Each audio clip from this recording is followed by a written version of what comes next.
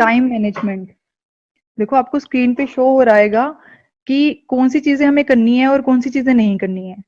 जैसे अभी मैं बोल देती हूँ, स्टॉप मल्टीटास्किंग, सेट रिमाइंडर, ठीक है, focus goal on what matter, break task into steps, get more organized, remove distraction, plan your day, write down your priorities, make a stop doing list, check your emails only 2 times a day, and have breaks and refresh your mind।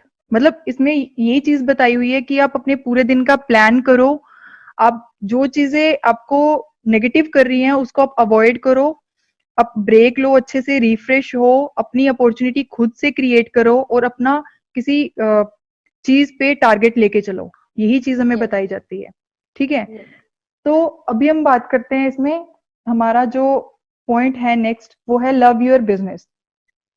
ठीक है, हम अपने अगर business को प्यार करेंगे तभी वो बिजनेस हमें कुछ ना कुछ देगा।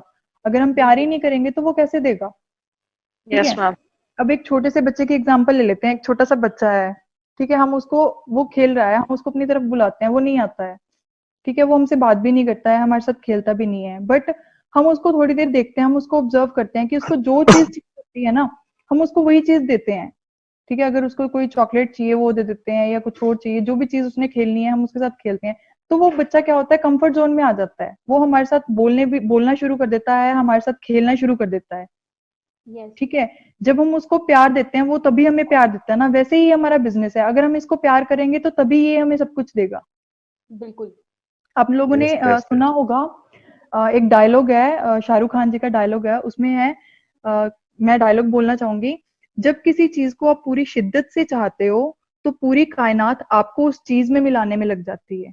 तो बिल्कुल। very good. वैसे ही अगर हम अपने बिजनेस को, पूरे सिस्टम को पूरी शिद्दत से, पूरी श्रद्धा से, पूरे प्यार से, मतलब प्यार करेंगे उसको, तो तभी हमें कामयाबी मिलेगी। पूरी अगर डेडिकेशन के साथ काम करेंगे, अपना 100% देंगे ना, तो तब वो चीज जो है मिलेगी ही मिलेगी, कोई उसको रोक नहीं सकता है।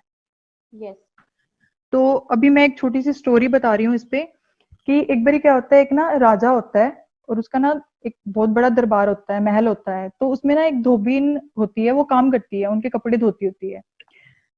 तो एक दिन क्या होता है, वो धोबिन बीमार पड़ जाती है, वो जा नहीं पाती है, तो उसकी जगह पे ना उसका बेटा चला जाता है। और जैसे ही उसका बेटा महल के अंदर एंटर करता है, तो वो ना छत के ऊपर, मतलब ऊपर देखता है, तो छत पे ना एक राजकुमारी खड़ी होती है, वो अपने बाल सुखा रही होती है।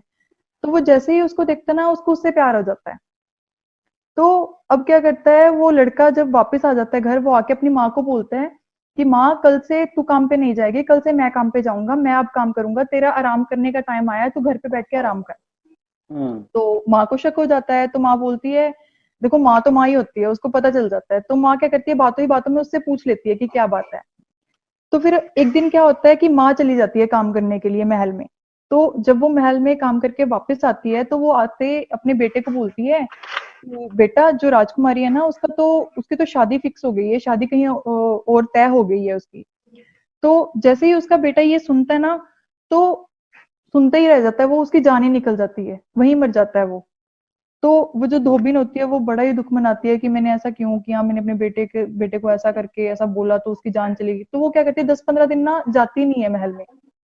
तो फिर आफ्टर 10 डेज जब वो महल में जाती है, तो जो महल की वो होती है, रानी होती है, वो उससे पूछती है कि तुम इतने दिन नहीं आई, तुम्हारे बेटे को क्या हुआ था। तो वो उसको बताती है कि ऐसे ऐसे बात हुई थी। तो जैसे ही वो उसको बता रही होती है, तो साइड में ना राजकुमारी खड़ी होती है, वो सारी बातें सुन लेती है। वो सोचती है कि वो लड़का मुझे सच में इतना प्यार करता था कि उसने मेरे लिए अपनी जान भी दे दी, सिर्फ इतनी सी बात सुन के उसने जान दे दी। तो वो ना अपने मम्मी डैडी के पास जाती है, मतलब राजा रानी के पास जाती है, और उनको बोलती है, कहती कि मुझे ना ये जो लड़का था, वो जीते जी तो मैंने उससे कभी बात नहीं करी, तो अब मैं उसकी कब्र पे जाके आना चाहती हूँ, तो मुझे परमिशन चाहिए। तो वो कहते हैं कि चलो ठीक है, तू चली जा। तो अब क्या होता है, राजकुमारी ना वो उसकी कब्र पे बैठी होती है, बहुत ही सैड होती है। तो वो बोलती है कि हे भगवान, अगर इसका प्यार इतना ही सच्चा था कि ये सिर्फ शादी की खबर सुन के इसको मौत आ गई, तो आज मुझे भी यहीं पे ही मौत आ जाए। वो इतना बोलती है, और इतना बोलते ही उसकी भी डेथ हो जाती है, वहीं पे मर जाती है वो राजकुमारी भी। देखो स्टोरी में ये तो एक स्टोरी है, चलो इससे बात ये निकलती है कि कहाँ एक धोबिन का बेटा और कहाँ एक राजकुमारी, डिफरेंस है। बट फिर भी जो वो बेटा था धोबिन का, वो उसको इतना प्यार करता था कि राजकुमारी को दिख रहा था, ठीक है, यस फिर वो उसके पास गई थी। वैसे ही हमारा बिजनेस है, अगर हम इसको लव करेंगे, इसको प्यार करेंगे, तो ये भी डेफिनेटली हमें सपोर्ट करेगा, हमें जो चीजें चाहिए वो देगा ही देगा।